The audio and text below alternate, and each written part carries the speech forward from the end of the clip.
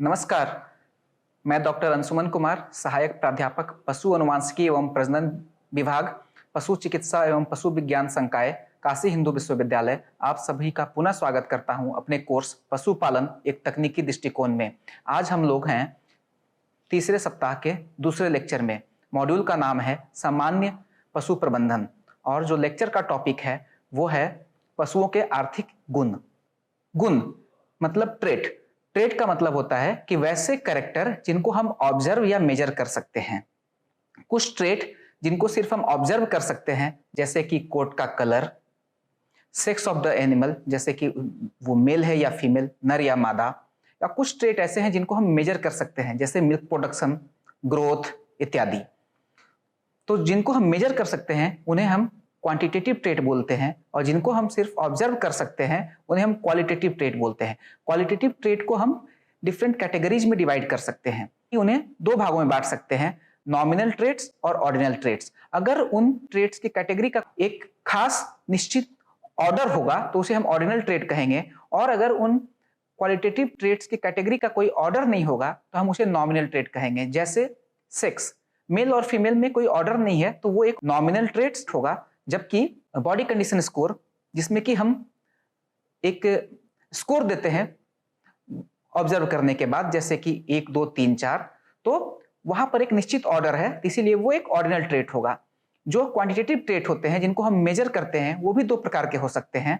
जो ट्रेट सिर्फ डिस्क्रीट या इंटीग्रल वैल्यू लेंगे, जैसे कि number of service per conception, litre size, जो कि कोई डेसिमल वैल्यूज नहीं लेंगे, जो सिर्फ इंटीग्रल वैल्यू लेंगे 1 2 3 4 5, तो उन्हें हम डिस्क्रीट ट्रेट कहते हैं। और जो ट्रेट कोई भी वैल्यू ले सकते हैं मेजर करने के दौरान, जैसे कि मिल्क प्रोडक्शन, बॉडी वेट, तो उन्हें हम कंटिन्यूअस ट्रेट बोलते हैं।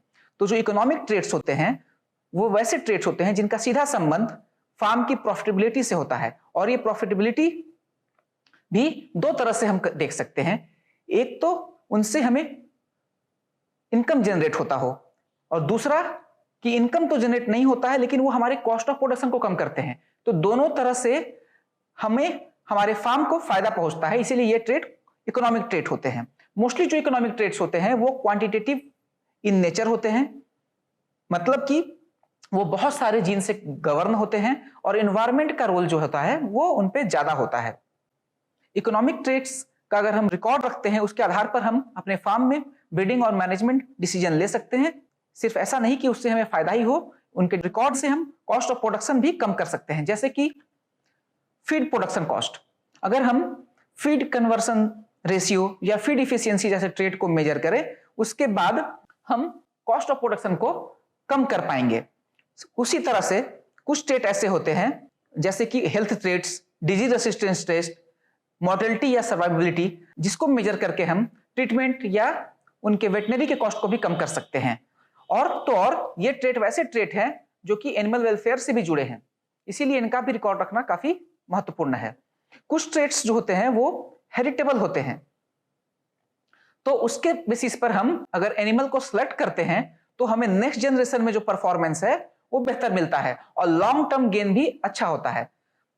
इकोनॉमिक ट्रेट्स को हम जनरली 3 तरह से डिवाइड करते हैं: प्रोडक्शन ट्रेट, रिप्रोडक्शन ट्रेट और ग्रोथ ट्रेट। प्रोडक्शन ट्रेट में एक प्रोडक्शन, मिल्क प्रोडक्शन इत्यादि ट्रेट्स आएंगे। रिप्रोडक्शन में fertility, pregnancy rate, conception rate, litter size जैसे ट्रेट आएंगे। ग्रोथ ट्रेट्स में weaning weight, birth weight, average daily gain जैसे ट्रेट आएंगे।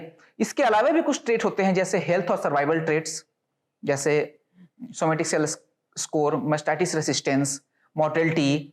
कुछ ट्रेट्स फिजियोलॉजिकल होते हैं जैसे पल्स रेट, हार्ट रेट। कुछ ट्रेट मॉर्फोलॉजिकल होते हैं जैसे body length, height at wither, udder की डेप्थ, टीथ का लेंथ इत्यादि।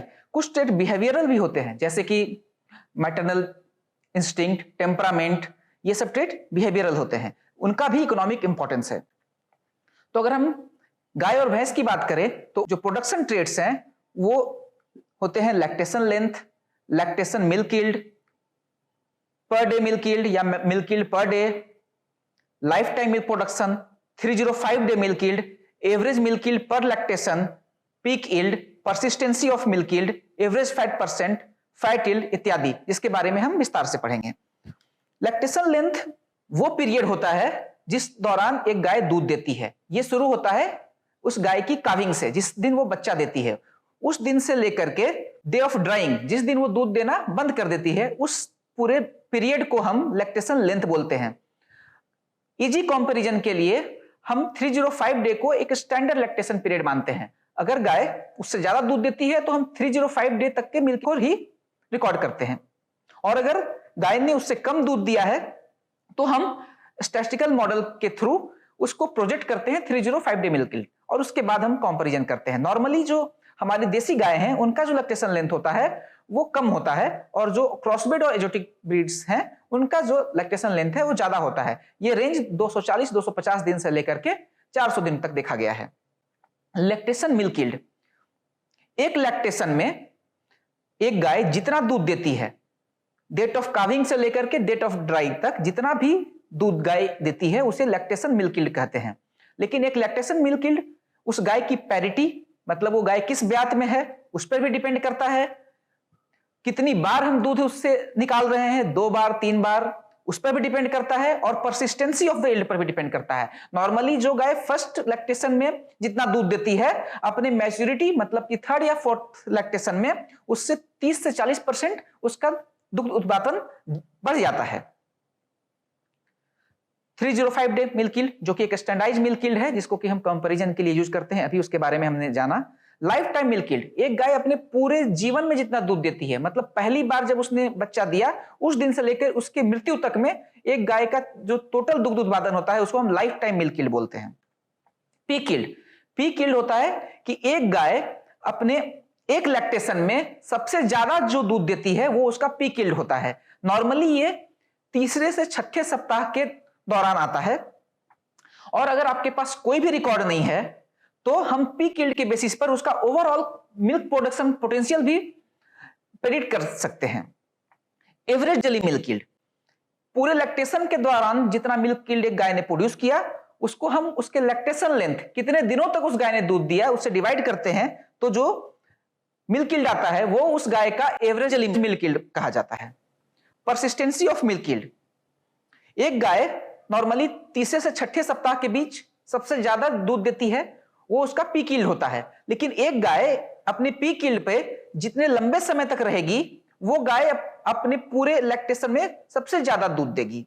इसका मतलब कि पीक यील्ड से भी ज्यादा जरूरी है मेंटेनेंस ऑफ पीक यील्ड। तो अपने पीक यील्ड को मेंटेन करना भी इंपॉर्टेंट है। तो maintenance off peak yield for longer period is called persistency. Persistency निकालने के बहुत सारे तरीके हैं। एक जो तरीका है जो महादेवन ने दिया था, उसमें हम क्या करते हैं, एक गाय ने अपने 180 दिन में कितना दूध दिया, उसमें से उस गाय ने 60 दिन में कितना दूध दिया, उसको सब्ट्रैक्ट करते हैं और डिवाइड करते हैं उस गाय के मिल्क यील्ड जो कि उसने 60 दिन तक दिया है या अपने पीक यील्ड तक दिया है, उससे जो वैल्यू आती है उस गाय की परसिस्टेंसी होती है। नॉर्मली क्या होता है, अगर हम लैक्टेशन कर्व में देखें तो एक गाय अपना पीक यील्ड नॉर्मली 3 सप्ताह तक रीच करती है, वहां पर कुछ दिन तक रहती है और फिर मिल्क यील्ड धीरे धीरे कम हो जाती है। तो ये जो नॉर्मली है वो 40 से दिन के आसपास अपने पीक यील्ड को पहुंचती है। ये इस लैक्टेशन कर्व का असेंडिंग फेज होता है और ये इसका डिसेंडिंग फेज होता है। तो ये जरूरी है कि पीक यील्ड पे वो गाय जितने दिन रहेगी वो पूरे लैक्टेशन में उसका दूध ज्यादा होगा। इस कर्व को हम लैक्टेशन कर्व बोलते हैं। फैट परसेंटेज, हम फोर्टनाइटली या हर 15 दिन पे हम मिल्क के सैंपल लेते हैं और उनका फैट परसेंटेज कैलकुलेट करते हैं। तो उनका जो एवरेज होता है उसे ही एवरेज फैट परसेंट बोलते हैं। फैट यील्ड, फैट यील्ड क्या होता है, ये total amount of fat in KG जो कि एक गाय अपने पूरे लैक्टेशन या एक स्टैंडर्ड 305 डे पीरियड में देती है। सपोज एक गाय का फैट परसेंट 4% है, इसका मतलब 1 किलो में उस गाय से 40 ग्राम फैट निकलेगा। और सपोज एक गाय 10 किलो दूध दे रही है तो 400 ग्राम फैट निकलेगा एक दिन में। तो 300 दिन अगर हम मानते हैं, अगर उसने दूध दिया है तो हमें 120 किलो फैट निकलेगा और ये होगा उस गाय का फैट यील्ड। रिप्रोडक्शन ट्रेट्स, गाय में जो रिप्रोडक्शन ट्रेट्स हैं वो होते हैं age at sexual maturity, age at first calving, service period, dry period, calving interval, conception rate, breeding efficiency इत्यादि। एज एट सेक्सुअल मैच्योरिटी, गाय का वो एज जिस समय उसमें फर्स्ट हिट के सिम्टम्स आए, इसका मतलब कि वो अपना प्यूबर्टी को रीच करती हो वो उसका एज एट सेक्सुअल मैच्योरिटी कहा जाएगा, जिस समय वो रिप्रोडक्शन के लिए रेडी है। नॉर्मली क्रॉसब्रेड कैटल्स में ये 15 से 18 या 20 मंथ होता है और हमारे जो इंडिजिनस कैटल है उसमें ये 2 से 2.5 साल होता है। एज एट फर्स्ट काविंग, उस गाय की उम्र जब उसने पहली बार बच्चा दिया हो वो उसका एज एट फर्स्ट काविंग कहा जाता है। इसका मतलब कि उसका डेट ऑफ बर्थ से लेकर के डेट ऑफ फर्स्ट काविंग उसको सब्ट्रैक्ट करेंगे तो वो उसका एज एट फर्स्ट काविंग होगा। ये क्रॉसब्रेड कैटल में 24 से 27 महीने, देसी में 36 से 42 महीने और जो बफेलोज हैं उसमें 40 से 44 महीने तक देखा गया है। सर्विस पीरियड, सर्विस पीरियड वो समय है जब काविंग के बाद कितने दिनों के बाद वो गाय फिर से कंसीव कर लेती है। नॉर्मली 60 से 90 दिन एक ऑप्टिमम समय होता है सर्विस पीरियड का। Dry period, dry period lactating cow जब दूध देना बंद कर देती है, ये उसका रेस्टिंग या नॉन लैक्टेटिंग पीरियड होता है बिफोर द काविंग। अगर गाय ने दूध देना शुरू किया अपने काविंग से, काविंग हुई और वहां से दूध देना शुरू किया, वो करीब 300 दिन तक दूध दिया, 300 दिन के बाद उस गाय का दूध देना खत्म हो जाता है या फिर हम उसको मिल्किंग करना बंद कर देते हैं। उसके बाद जब नेक्स्ट काविंग होगी तो फिर अगेन वो दूध देना शुरू करेगी। तो दूध देना खत्म करने से लेके अगले काविंग तक का जो समय होता है वो उसका ड्राई पीरियड होता है। नॉर्मली एक ऑप्टिमम ड्राई पीरियड 60 डेज का होना चाहिए। काविंग इंटरवल, 2 सक्सेसिव काविंग के बीच का जो अंतराल होता है उसे काविंग इंटरवल बोलते हैं। गाय के केस में ये 12 से 14 महीने और भैंस के केस में ये 14 से 16 महीने होता है। भैंस में ये ज्यादा इसलिए होता है क्योंकि हीट या स्ट्रेस का डिटेक्शन भैंस में साइलेंट हीट के चलते थोड़ा मुश्किल होता है, इसीलिए इनका जो दो बार जो काविंग के बीच का जो अंतराल है वो 14 से 16 महीने होता है। सर्विस पर कंसेप्शन, एक गाय को कंसीव करने में कितना इंसेमिनेशन या कितना सर्विस लगता है वो उसका सर्विस पर कंसेप्शन कहा जाता है। नॉर्मली 1.5 से 2 जो है वो एवरेज सर्विस पर कंसेप्शन है कैटल और बफेलो में। Conception rate, it is calculated as the percentage of cows that conceive after being bred. Suppose एक हर्ड में 100 गायों का एआई हुआ, लेकिन उसमें से 80 ही कंसीव की या प्रेग्नेंट हुई, तो 80% कंसेप्शन रेट होगा उस हर्ड में गाय का। प्रेगनेंसी रेट, प्रेगनेंसी रेट में टोटल एलिजिबल काउज में से कितनी प्रेग्नेंट हुई ये उसका प्रेगनेंसी रेट होगा। तो एलिजिबल काउज तो सपोज 100 थी लेकिन हमने सिर्फ 90 काउ का ही हिट डिटेक्ट कर पाए और उनका जब एआई हुआ तो उसमें से सपोज 70 प्रेग्नेंट हुई, तो 70/90 तो हमारा कंसेप्शन रेट हुआ, लेकिन 70/100 जो होगा वो प्रेगनेंसी रेट होगा। इसका मतलब कि हीट डिटेक्शन इफिशियंसी को भी एज ए पैरामीटर इंक्लूड किया गया है प्रेगनेंसी रेट में, जबकि कंसेप्शन रेट में सिर्फ कितने गायों को इंसेमिनेट किया गया है या उनकी ब्रीडिंग हुई है उसमें से कितनी प्रेग्नेंट हुई है उसका प्रतिशत निकालते हैं कंसेप्शन रेट में। ब्रीडिंग इफिशियंसी, ये किसी गाय का ओवरऑल रिप्रोडक्शन इफिशियंसी बताता है कि उस गाय ने कितनी बार बच्चा दिया है अपने लाइफ में। तो उसके भी कैलकुलेट करने के अलग अलग फॉर्मूले हैं, जिसमें से एक फॉर्मूला जो तोमर ने दिया था वो मैं डिस्कस कर रहा हूं कि ब्रीडिंग इफिशियंसी अगर हमें किसी गाय में निकालनी हो तो 1020 दिन plus number of calving interval into 365 divided by age at first calving plus sum of calving interval. इसको कुछ इस तरह से समझते हैं, सपोज एक गाय है, उसने अभी तक 3 बार बच्चा दिया है। पहला जो काविंग इंटरवल है वो है सपोज 400 दिन का, दूसरा जो काविंग इंटरवल है वो 500 दिन का है। बच्चा उसने 3 बार दिया है, तो काविंग इंटरवल 2 हुए, 400 दिन का और 500 दिन का। तो number of calving interval 2 into 365। Suppose उसने जो पहली बार जब बच्चा दिया था उस समय उसकी एज थी 1120 दिन और सम ऑफ काविंग इंटरवल हो जाएगा 400 प्लस 500। तो इस तरह से हम कैलकुलेट करेंगे तो उसकी ब्रीडिंग एफिशिएंसी कैलकुलेट कर सकते हैं। अगर बफेलो की ब्रीडिंग एफिशिएंसी कैलकुलेट करने हैं तो 1020 के जगह पे हम 1040 लेते हैं। ग्रोथ ट्रेट्स, जो कैटल बफेलो में जो ग्रोथ ट्रेट्स होते हैं वो होते हैं उनका बर्थ वेट, उनका average daily gain, birth weight at 3 month, फिर 6 month, 1 year, weight at sexual maturity जब वो रिप्रोडक्शन के लिए वो रेडी हो, और जब काविंग हुई थी उसकी उस समय उसका बॉडी वेट क्या था।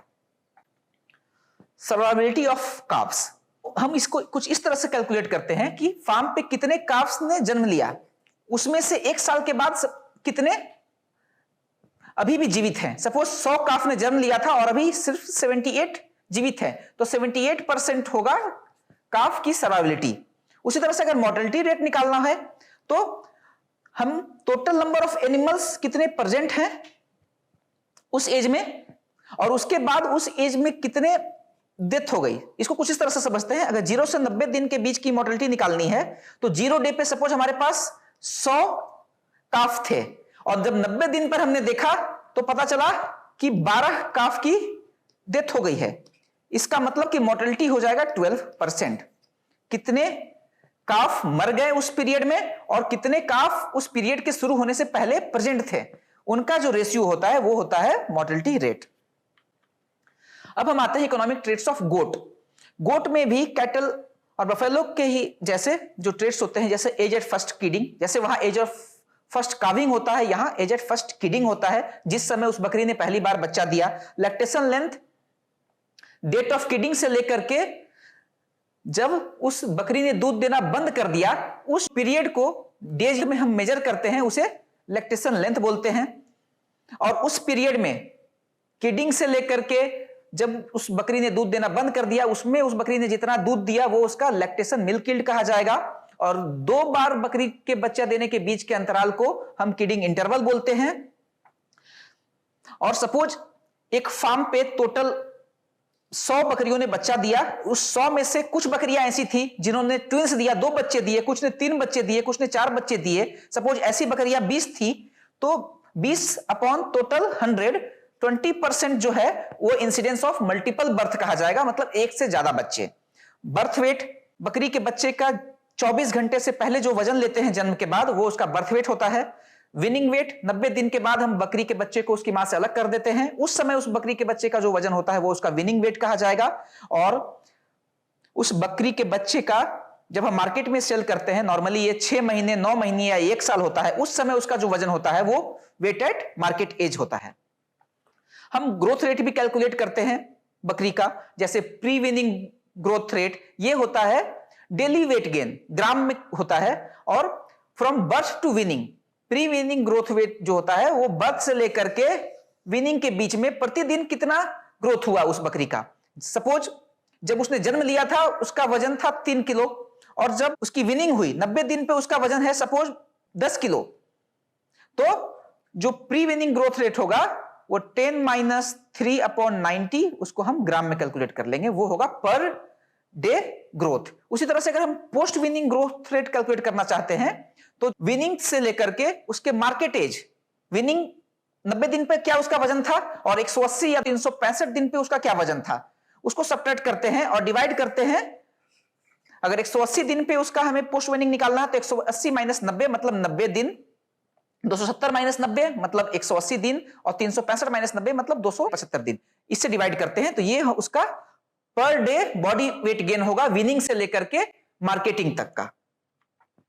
उसी तरह से हम मोर्टेलिटी भी कैलकुलेट कर सकते हैं, जैसे प्री विनिंग मोर्टेलिटी मतलब बर्थ से लेकर के 90 दिन के बीच में कितने बच्चे मरे।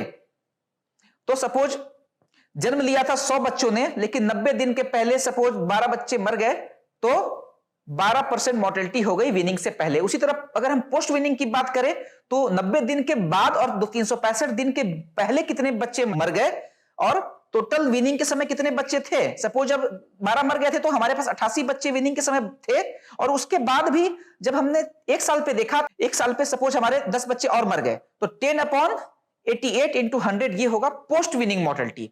और अगर एडल्ट मोर्टेलिटी की बात करें तो 1 साल में शुरू होने से पहले कितने एडल्ट थे और उस साल के खत्म होने पे कितने एडल्ट मर गए। सपोज 1 जनवरी 2025 को हमारे पास 100 एडल्ट थे, लेकिन उसमें से सपोज 31 दिसंबर को जब हमने देखा 2025 को, तो हमारे पास सिर्फ 88 हमारे पास एडल्ट बचे। इसका मतलब कि 12 जो है उनकी डेथ हो गई, तो ये 12% जो है एडल्ट मोर्टेलिटी हुई। मतलब साल के शुरू होने से पहले कितने थे और उसमें से कितने डेथ हो गई, उनका रेशियो। अब अगर हम भेड़ की बात करें तो इसमें जो ट्रेट्स होते हैं वो होती है एज ऑफ फर्स्ट लैम्बिंग। पहली बार जब एक भेड़ ने बच्चा दिया, उसके एज को अगर हम डेज में या मंथ में कैलकुलेट करें तो वो उसका एज एट फर्स्ट लैम्बिंग होगा। टपिंग परसेंटेज ये होता है ratio of number of ewes mated to the number of ewes exposed. Suppose कुछ जो यूज थी उनको हमने एक रैम मींस मेल भेड़ा जो है उससे एक्सपोज किया, लेकिन जो मैटिंग हुई सपोज 100 भेड़ों को हमने एक्सपोज किया लेकिन मैटिंग सिर्फ 70 की हुई, तो 70% ही सिर्फ उसकी टपिंग परसेंटेज होगी। बाकी जो 30 जो भेड़े हैं वो उनको मेट करने में कामयाब नहीं हुए। इसका मतलब है कि उस भेड़ की जो फर्टिलिटी है इसको हम इससे पता लगा सकते हैं टपिंग परसेंटेज से।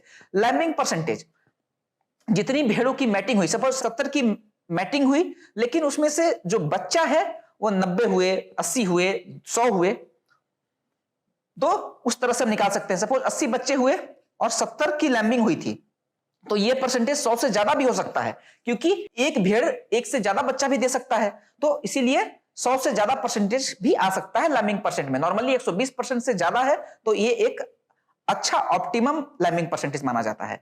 विनिंग परसेंटेज, टोटल जितनी भी ईव की मैटिंग हुई थी उसके बाद बच्चों ने जन्म लिया और जन्म के 90 दिन के बाद उनको उनकी मां से अलग किया गया, तो उस दौरान कितने बच्चे जीवित थे, कितने लैम्ब की विनिंग हुई और कितने यूज की मैटिंग हुई थी, इसका जो रेशियो होता है वो होता है विनिंग परसेंटेज। ट्विनिंग परसेंटेज, कितने ट्विन बर्थ या ट्रिपलेट या क्वाड्रुपलेट बच्चे जन्म लिए और कितने जो भेड़ हैं उनकी लैम्बिंग हुई।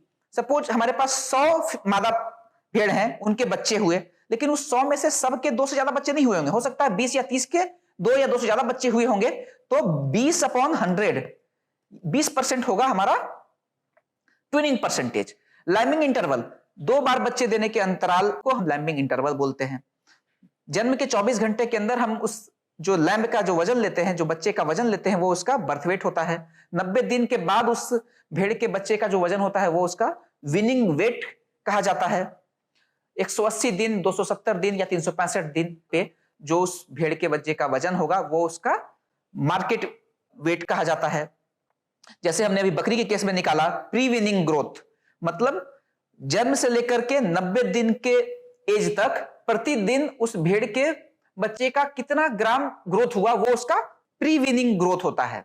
ये हम ऐसे ही निकालते हैं, जैसे 90 दिन पे उसका वजन हो गया 10 किलो, जन्म के समय उसका वजन था 2 किलो, डिवाइडेड बाई कितने दिन, 90 दिन इंटू 100, ये हो जाएगा इसका प्री विनिंग ग्रोथ। उसी तरह अगर हम पोस्ट विनिंग ग्रोथ निकालना है, सपोज मार्केटिंग के एज तक, तो मार्केटिंग का एज 6 महीने हो सकता है, 9 महीने या 12 महीने, तो 12 महीने या 9 महीने या 6 महीने पे उसका क्या वजन था, सपोज उसका वजन था 30 किलो, और विनिंग के समय मतलब 90 दिन पे उसका वजन था सपोज 10 किलो, तो 30 - 10 अपॉन, सपोज हमने उसका जो मार्केटिंग एज रखा 180 दिन, तो 180 - 90 इंटू 100, ये इसका होगा पोस्ट विनिंग ग्रोथ। मतलब विनिंग से लेकर के मार्केटिंग के एज तक उस लैम्ब ने प्रतिदिन कितना ग्रोथ किया, उसको अगर हम जब ग्राम में कैलकुलेट करते हैं तो वो उसका पोस्ट विनिंग ग्रोथ होता है। उसी तरह से हम मॉर्टेलिटी भी कैलकुलेट कर सकते हैं, जैसा हमने गोट के केस में कैलकुलेट किया, मतलब कि जन्म से लेकर के 90 दिन तक कितने लैम्ब्स की डेथ हो गई और कितने जिंदा थे। जन्म लिया था 100 लैम्ब्स ने, लेकिन 12 मर गए, तो 12% प्री विनिंग मॉर्टेलिटी हो गई। उसी तरह से पोस्ट विनिंग मॉर्टेलिटी, 90 दिन में हमें मिले थे सपोज 88 बच्चे, लेकिन जब हम 1 साल पे देखे तो उसमें से भी 10 मर गए थे, तो 10/88 इंटू 100 जो हो जाएगा वो पोस्ट विनिंग मॉर्टेलिटी हो जाएगा। एडल्ट मॉर्टेलिटी, साल के शुरू में हमारे पास सपोज 100 एडल्ट थे, लेकिन जब साल खत्म हुआ तो हमने पाया कि 10 मर गए हैं, तो 10/100 इंटू 100 10% हमारी एडल्ट मॉर्टेलिटी हुई। इस तरह से हम मॉर्टेलिटी की परसेंटेज भी को भी कैलकुलेट कर सकते हैं। अब आते हैं ऊन के ट्रेड्स। भेड़ में ऊन भी एक इंपॉर्टेंट इकोनॉमिक ट्रेड होता है। तो जैसे एक ट्रेड होता है grease fleece weight, it is the weight of raw और unprocessed fleece in KG shorn in a year. एक साल में एक भेड़ से जितना रॉ ऊन निकलता है वो उसका ग्रीस फ्लीस वेट कहा जाता है। अनप्रोसेस्ड और रॉ जो उसका ऊन होता है उसमें लिनोनिन होते हैं, डस्ट भी होते हैं, तो जिसके चलते उनका वजन ज्यादा होता है। जब हम क्लीन फ्लीस वेट की बात करते हैं तो हम जब फ्लीस को क्लीन कर देते हैं और उसको हम मेजर करते हैं या वेट करते हैं पूरे साल में, तो उसको बोलते हैं क्लीन फ्लीस वेट। फाइबर की फाइननेस को हम माइक्रोन में मेजर करते हैं। जो ऊल जितना फाइन होगा उसकी जो फाइबर डायमीटर कहें या फाइबर थिकनेस होगी उतनी कम होगी, 15 माइक्रोन से कम, या उसको हम फाइन वूल कहते हैं। फाइबर डेंसिटी, 1 सेंटीमीटर स्क्वायर के एरिया में जितने वूल फाइबर के नंबर होते हैं उसको हम फाइबर डेंसिटी बोलते हैं। स्टेपल लेंथ, ऊन की जो लंबाई होती है बिना उसको स्ट्रेच किए, अगर उसको हम सेंटीमीटर में मेजर करते हैं वो उसका स्टेपल लेंथ होता है। जिस ऊन की स्टेपल लेंथ ज्यादा होगी उसको प्रोसेस करना उतना आसान होता है और उसकी जो मार्केट वैल्यू है वो भी ज्यादा होती है। मेडुलेशन परसेंटेज, ये एक ऊन में परसेंटेज ऑफ मेडुलेटेड फाइबर को बताता है। मेडुलेटेड फाइबर का मतलब है उस ऊन के अंदर में मेडुला होता है, वो ऊन हॉलो होता है। तो नॉर्मली एक जो फाइन ऊल होता है उसमें मेडुलेशन परसेंटेज जो है वो 5% या उससे कम होना चाहिए। अब हम बात करें सुकर या सुअरों में इकोनॉमिक ट्रेट्स की, तो ये होते हैं लिटर साइज एट बर्थ, मतलब 1 लीटर में कितने पिगलेट्स ने जन्म लिया। ये नॉर्मली 10 या 12 या कुछ भी हो सकता है, तो 10 या 12, इसमें वो पिगलेट्स भी होते हैं जो स्टिल बॉर्न जन्म लिए, मतलब जन्म के साथ ही वो मरे हुए पाए गए। लेकिन अगर हम बात करें लिटर साइज बॉर्न अलाइव, उस 10 में से 12 में से अगर सपोज एक स्टिल बॉर्न था तो 10 में से एक मतलब 9 ही हमारे जो हैं वो litter size born alive. Litter size at weaning, अब विनिंग जैसे सीप और गोट में 90 दिन पर होती है, पिग के केस में जो विनिंग है 56 डेज या हम कहें तो 8 वीक्स पे होती है। तो 8 वीक्स के बाद भी इस 9 में से सपोज सिर्फ 7 ही सर्वाइव किए तो 7 जो होगा वो लिटर साइज एट विनिंग होगा। बर्थ वेट, पिगलेट का जन्म के समय जो वजन होता है वो उसका बर्थ वेट होता है। लिटर वेट एट बर्थ, अगर 10 पिगलेट्स ने जन्म लिया, इन 10 पिगलेट्स का पूरा एक कंबाइंड जो वेट होता है, सारे पिगलेट्स का जो वजन होता है वो होता है litter weight at birth. Weaning weight, weaning के समय जो पिगलेट का वजन होता है उसको हम बोलते हैं weaning weight. Litter weight at weaning, 56 दिन के बाद जो भी बचे हुए जो पिगलेट्स होंगे उनका एक टोटल जो वेट होता है उसे हम लिटर का विनिंग वेट कहते हैं। मार्केट एज के समय जो वेट होता है पिगलेट का, जैसे कि नॉर्मली हमने सीप और गोट के केस में देखा 180 दिन या 270 दिन या 365 दिन होता है, पिग के केस में ये 154 या 210 दिन का मानते हैं। उस समय उस पिगलेट का जो वजन होता है उसे हम वेट एट मार्केट एज बोलते हैं। हम पिग के भी ग्रोथ रेट को मेजर कर सकते हैं, प्री विनिंग ग्रोथ रेट या पोस्ट विनिंग ग्रोथ रेट के जैसा ही। तो जो पिगलेट का जो पर डे जो वेट गेन हुआ है उसके जन्म से लेकर के उसकी विनिंग तक, उसको हम बोलते हैं pre weaning growth rate. Suppose उसकी विनिंग हुई है 56 दिन पे, तो 56 दिन पे उसका वजन सपोज है 7 किलो और जन्म उसका हुआ था 1 किलो, तो 7 - 1/56 ये होगा pre weaning growth rate. Post winning की बात करें तो 56 दिन पे जो उसका वजन था सपोज 7 किलो और 154 या 210 दिन पे इसका वजन हो गया 60 किलो, और इस वजन में कितना दिन लगा, तो टोटल अगर 154 दिन पे हमने इसको सेल किया था, 154 - 56 से हम इसको डिवाइड कर देंगे तो 60 - 7/154 - 56 जो होगा ये इसका होगा पोस्ट विनिंग ग्रोथ रेट। ये per day body weight gain in gram from date of weaning to date of marketing. Mortality percentage,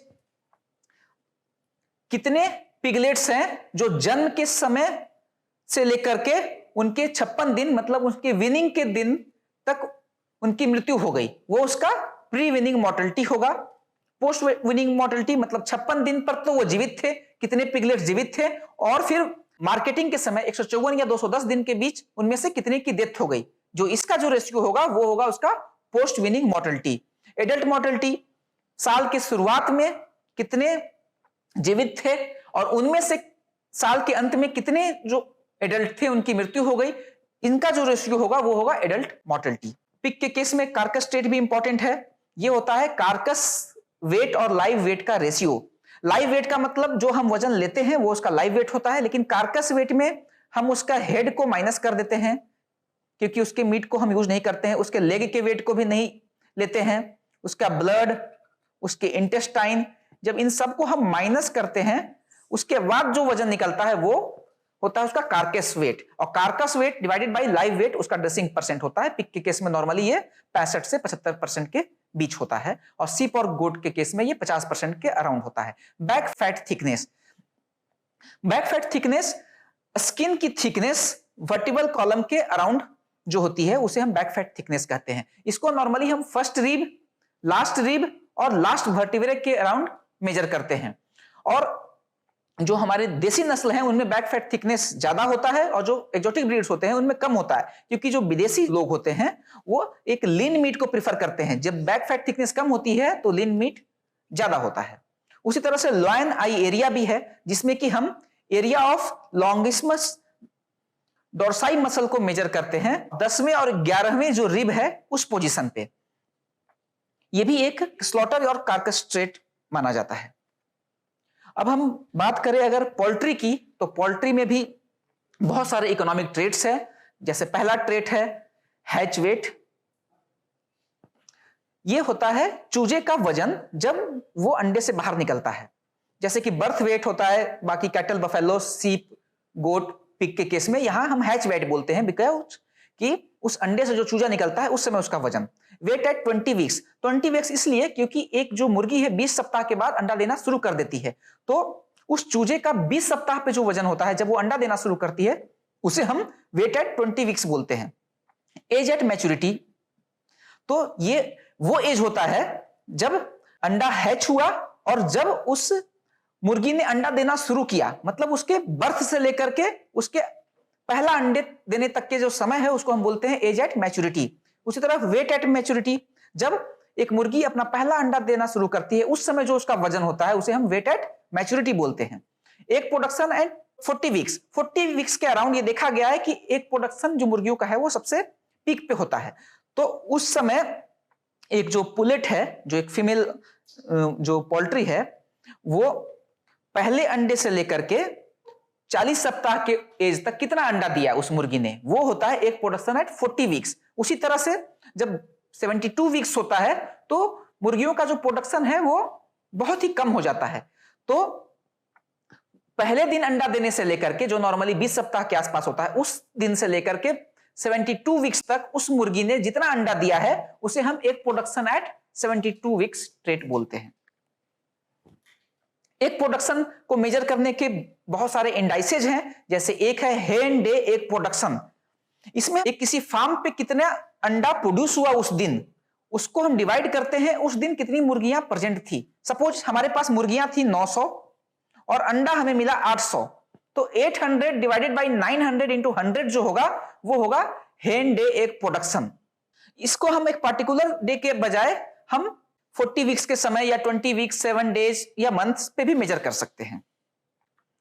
next है हेन हाउस्ड एक प्रोडक्शन। इसमें एक फार्म पे मुर्गियों ने कितना अंडा दिया उसको हम डिवाइड करते हैं टोटल कितनी मुर्गियां उस फार्म पे प्रेजेंट थी लेइंग पीरियड के शुरू होने से पहले। सपोज आपने 100 मुर्गियां लाके रखी हैं अपने फार्म पे, ठीक है, और सपोज हमें एक सप्ताह के बाद हेन हाउस एक प्रोडक्शन पता करना है, तो ये 100 मुर्गियां तो 7 दिन रहेगी, तो 7 दिन का 100 दिन मुर्गियां हैं, क्योंकि ये पहले दिन का जो मुर्गियों की संख्या थी वो 100 थी।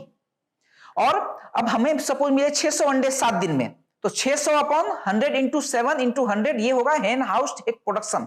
तो अगर हम इसको हेन डे प्रोडक्शन से कंपेयर करें तो इसमें हर दिन कितनी मुर्गियां प्रेजेंट थी फार्म में वो नहीं चाहिए, हमें कितनी मुर्गियां पहले दिन आपने रखा था अपने फार्म पे उससे डिवाइड करते हैं। तो इसका मतलब कि इसमें जो मोर्टेलिटी है उसको भी इंक्लूड करते हैं, जबकि हेन डे प्रोडक्शन में मुर्गियों की मृत्यु का कोई कंसीडर नहीं किया जाता। नेक्स्ट ट्रेट जो है वो है फीड इफिशियंसी या फीड कन्वर्जन रेशियो। तो फीड कन्वर्जन रेशियो या फीड इफिशियंसी हम कुछ इस तरह से कैलकुलेट करते हैं कि 1 दर्जन अंडा प्रोड्यूस करने के लिए एक मुर्गी ने कितना फीड कंज्यूम किया। उसी तरह अगर बॉयलर की बात करें तो 1 किलो वेट गेन करने के लिए एक मुर्गी ने कितना फीड कंज्यूम किया। तो सपोज अगर एक मुर्गी ने 2 किलो फीड खाया और उसका वजन 1 किलो बढ़ा, तो 2/1 जो है 2 जो होगा वो फीड कन्वर्जन रेशियो होगा। 2 या 2 से कम जो फीड कन्वर्जन रेशियो है बॉयलर में वो ऑप्टिमम माना गया है। जैसे हम दूसरे एनिमल्स में सर्वाइवेबिलिटी की बात करते हैं उसी तरह से इसमें एक ट्रेट होता है लाइवेबिलिटी, मतलब जन्म से लेकर या हैच करने से लेकर के 20 सप्ताह के उम्र तक कितनी जो मुर्गियां थी वो जीवित रही, वो उसका जो रेशियो होता है उसे हम लाइवेबिलिटी बोलते हैं। बॉयलर के केस में अगर आपने 100 मुर्गे लाए, उसमें से आपने कितना बेचा। सपोज बेचते समय आपके पास सिर्फ 90 बॉयलर्स बर्ड थे, तो 90% उसकी लाइवेबिलिटी हुई। इसका मतलब है कि जो 10 हमारे जो बॉयलर बर्ड्स थे उनकी डेथ हो गई। Hatchability and fertility of eggs, अंडे की फर्टिलिटी और हैचेबिलिटी भी इंपॉर्टेंट है। तो फर्टिलिटी जो होता है, ये टोटल जो अंडे हम हैचिंग के लिए इंक्यूबेटर में लगाते हैं और उसमें से कितने जो अंडे होते हैं वो फर्टाइल होते हैं, उसका रेशियो है। सपोज आपने 100 अंडे अपने इंक्यूबेटर में डाले, लेकिन उसमें से जो फर्टाइल थे वो 70 थे, तो जो फर्टिलिटी होगी अंडे की वो 70% होगी। उसी तरह से अगर हम हैचेबिलिटी को मेजर करें तो हम इस तरह से मेजर कर सकते हैं कि percentage of chicks hatched to the total number of fertile eggs set for hatching. अगर हमने हैचिंग के लिए सपोज 70 अंडे, इन 70 जो हमें फर्टाइल एग्स मिले उसको हैचिंग के लिए इंक्यूबेटर में रख दिया, उसमें से हमें मिले 60 चिक्स। हैचिंग के बाद 21 दिनों के बाद हमें 60 चूजे मिले, तो 60 अपॉन जो 70 इंटू 100 होगा वो होगा हैचेबिलिटी।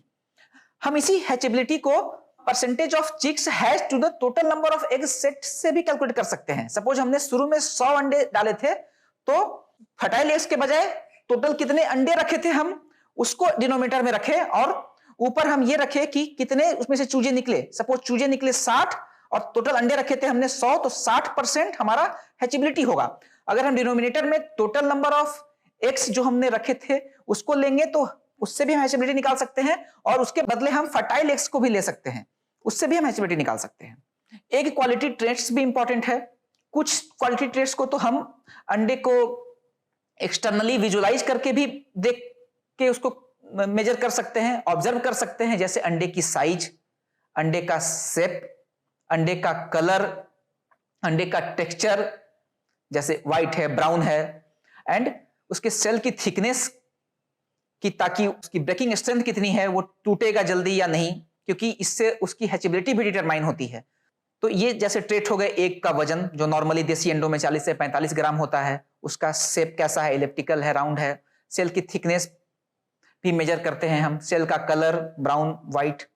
कुछ इंटरनल भी ट्रेट्स है जो कि अंडे को ब्रेक करने के बाद पता चलता है, जैसे एल्बुमिन की क्वालिटी, एल्बुमिन इंडेक्स, यॉक की क्वालिटी, यॉक का colour, yolk index, vitelline membrane thickness, blood and meat spots. Blood और मीट स्पॉट्स भी पाया जाता है। जब एग फर्टाइल होता है तो उसमें जो ब्लड वेसल्स होते हैं उसके चलते वो उसमें कुछ ब्लड स्पॉट्स दिखाई देते हैं, जो कि एक अंडे में अच्छा नहीं माना जाता है। एल्बुमिन इंडेक्स, एल्बुमिन इंडेक्स को हम मेजर करते हैं height of the thick albumin upon mean diameter of the thick albumin. Suppose जो एल्बुमिन होता है वो अंडे का वो पार्ट होता है जो सफेद होता है, और यॉक जो होता है अंडे का वो पार्ट जो पीला होता है, जो येलो पार्ट होता है वो यॉक होता है, और जो व्हाइट पार्ट होता है उसको हम एल्बुमिन बोलते हैं। तो एल्बुमिन इंडेक्स में हम हाइट ऑफ थिक एल्बुमिन निकालते हैं, जहां पर कि उस एल्बुमिन की जो थिकनेस है सबसे ज्यादा हो, सबसे वहां पर उसकी हाइट को मेजर करते हैं और उसको डिवाइड करते हैं उसकी डायमीटर से। अगर हमारे पास डायमीटर उसकी लेंथ और ब्रेथ दोनों है तो उसका हम एवरेज निकाल सकते हैं, लेंथ प्लस ब्रेथ अपॉन 2, और उसको मल्टीप्लाई करते हैं 100 से। तो जो अंडा पुराना है तो उस अंडे में एल्बुमिन इंडेक्स की जो वैल्यू है वो कम आएगी। उसी तरह से हम यॉक इंडेक्स में निकाल सकते हैं, जो अंडे का पीला वाला भाग है उसकी हाइट अपॉन उसका डायमीटर। यहां भी यॉक का डायमीटर निकालने के लिए हम उसके लेंथ और उसके ब्रेथ का जो वैल्यू है उसका हम एवरेज ले सकते हैं, और इस तरह से हम यॉक इंडेक्स भी कैलकुलेट कर सकते हैं। तो ये जो ट्रेड्स हैं अभी तक जो हमने देखा, ये ट्रेड्स बहुत इंपॉर्टेंट है। अगर हम इनको रिकॉर्ड करते हैं तो उसके बेसिस पर हम किसी फार्म को मैनेज करना, उस फार्म में अच्छे एनिमल्स, अच्छे पशुओं को सेलेक्ट करना बहुत आसान हो जाता है, और फिर नेक्स्ट जनरेशन में हमें एक लॉन्ग टर्म जो बेनिफिट मिलता है वो भी मिलता है। क्योंकि अगर हम अच्छे एनिमल्स को उनके इकोनॉमिक ट्रेड्स के आधार पर सिलेक्ट करेंगे तो जो हमें बेनिफिट मिलेगा वो लॉन्ग टर्म मिलेगा। जबकि अगर हम मैनेजमेंटल कंडीशन जैसे अच्छे फीड या अच्छे हाउसिंग, अच्छे मैनेजमेंट से जब हम उनके प्रोडक्शन को बढ़ाएंगे तो वो एक शॉर्ट टर्म होता है। तो एक अच्छे फार्म में जब हम इकोनॉमिक ट्रेड्स को रिकॉर्ड करते हैं और उसके बेसिस पर हम डिसीजन लेते हैं तो ये एक फार्म की प्रॉफिटेबिलिटी को भी बढ़ाता है। तो एक अंतराल पर हमें इन ट्रेड्स को मेजर करना चाहिए और उनका प्रॉपर रिकॉर्ड भी रखना चाहिए। इस लेक्चर के लिए हमने जो डिफरेंट बुक्स हैं उनका भी मदद लिया है, जिसको आप फ्यूचर रेफरेंस के लिए पढ़ सकते हैं, जैसे live stock breeding from concept to challenges by Umesh Singh Rani Alex, T V Raja, Rafiq R Alhodi, Sushil Kumar, Brahm Prakash. दूसरी किताब जो है text book of animal breeding by S S Tomar है। फिर text book of animal breeding by R Thiagarajan है, जिसको कि आप अपने इंटरेस्ट के अकॉर्डिंग फ्यूचर स्टडी के लिए पढ़ सकते हैं। धन्यवाद।